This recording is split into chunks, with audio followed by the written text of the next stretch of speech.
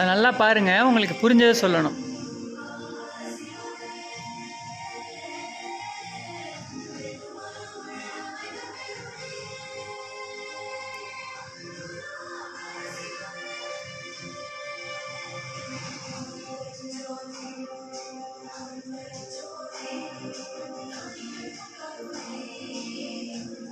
உங்களுக்கு புரிஞ்சதை கேட்பேன் நான். நல்லா பார்த்துக்குங்க கவனமாக.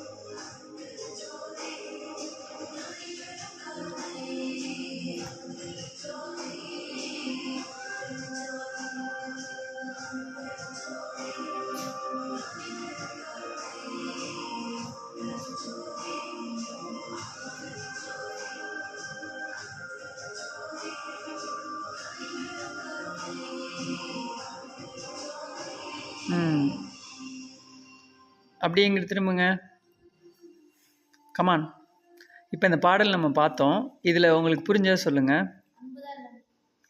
ஓகே, வேறு என்னென்ன அதில் காட்டினாங்களே காட்சிகள்லாம்? அதில் என்ன நடந்துச்சு அது காட்டினாங்க. வேறு என்னென்னலாம் அதில் பார்த்தீங்க கவனிச்சிங்க? பாஸ் மட்டும் பண்ணுங்கள். முன்னாடி பேக்ரவுண்டில் இருக்கு. சொல்லுங்கள். அன்பை வந்து பரப்பணும் அப்படிங்கிறத தெரிஞ்சுக்கிட்டீங்க. வேறு என்ன அதில் பார்த்தீங்க? உங்களை சில காட்சியெல்லாம் காட்டிருப்பீங்கள்ல, ஒரு நிறைய காட்சிகள்லாம் அதில் பார்த்தீங்களா? உங்களுக்கு அதில் ரொம்ப பிடிச்ச காட்சி எது? ஒருத்தவங்கள சொல்லுங்கள். தடுத்த. ஓகே, உங்களுக்கு பிடிச்சது தம்பி? யோசிச்சு சொல்லுங்கள். மற்றவங்க உனக்கு பிடிச்சது சாமி? உனக்கு எந்த சீன் நல்லா பண்ணியிருக்காங்க? எடிட்டிங் அந்த மாதிரி இல்லை இந்த மாதிரி? இல்லை, ஏஐ இல்லை, இது ஹியூமனாக ஜென்ரேட் பண்ணது. அதுக்கு ப்ராம்ப்டிங் கொடுத்து இது வந்து 24 ஹவர்ஸ்க்கு மேலே நாங்கள் எடிட் பண்ண டீம் வந்து நமக்கு தெரியும். அவங்க ரொம்ப நேரம் இது ஒரு ப்ராம்ப்டிங் வந்து ரொம்ப பெரிய காஸ்ட்லியான அந்த மாதிரிலாம் ஏஐயில் பண்ணல. ஒவ்வொன்றுக்கும் ப்ராம்ப்டிங் கொடுத்து அதை உட்காந்து யோசிச்சுருக்காங்க. ஃபுல்லாக கொடுத்தோன்னே ஏஐ அப்படியே பண்ணலை. ஒரு சின்ன சின்ன சீக்வன்ஸாக உனக்கு அதில் சொன்ன மீனிங்கே கடத்துறாங்கல்ல. இப்போ நீ வந்து வள்ளல் பெருமானோட பாடலோட மீனிங்கை உங்களுக்கு இன்னொருத்தவங்க எக்ஸ்பிளைன் பண்ணவே தேவையில்லை, அதுலேயே சீன்ஸாக காட்டுறாங்கல்ல. அப்போ அவங்க க்ரியேட்டிவாக யோசிச்சிருப்பாங்கல்ல. அது மாதிரி உங்களுக்கு என்ன சீன் பிடிச்சிருந்துச்சின்னு கேட்குறேன்.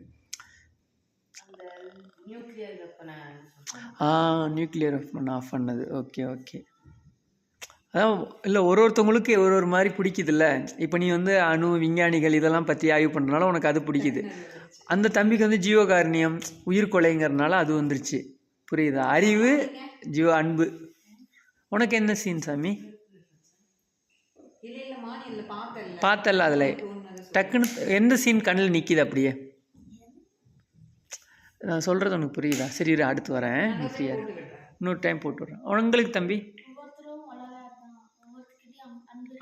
ஓகே, ஒருத்தரும் வள்ளலாராக மாறுறது போல் அந்த ஃபீல். சிறப்பு, சூப்பர். இது மாதிரி தான் உங்களுக்கு தம்பி?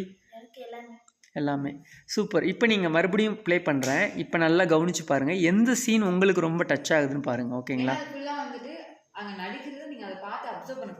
இது வந்து ஃபுல் அண்ட் ஃபுல் ஒரு அண்டர்ஸ்டாண்டிங்க்கு.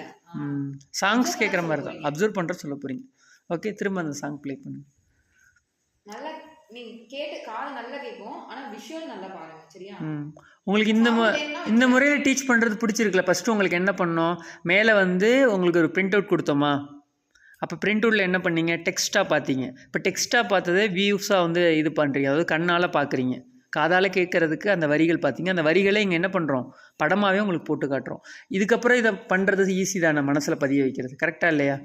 இப்போ கூட நம்மளால் பதிய வைக்க முடியலன்னா உண்மையிலே நம்ம என்ன பண்ண வேண்டியது இருக்குன்னா, உங்களுக்கு ஒரு கற்றல் குறைபாடு இருக்குன்னு தான் கன்சிடர் பண்ணுற மாதிரி இருக்கும். புரியுதா? இவ்வளோ விஷயங்கள் பண்ணியுமே நம்மளால் உங்களுக்கு விஷுவல் லேர்னிங்கும் கொடுத்தாச்சு, காதால் கேட்குறதுக்கு இந்த ஏர் லேர்னிங் கொடுத்தாச்சு, காட்சியாகவும் காட்டியாச்சு, இயல் இசை நாடகம். புரியுதா? ஓகே, பார்ப்போம். மறுபடியும் பாருங்கள்.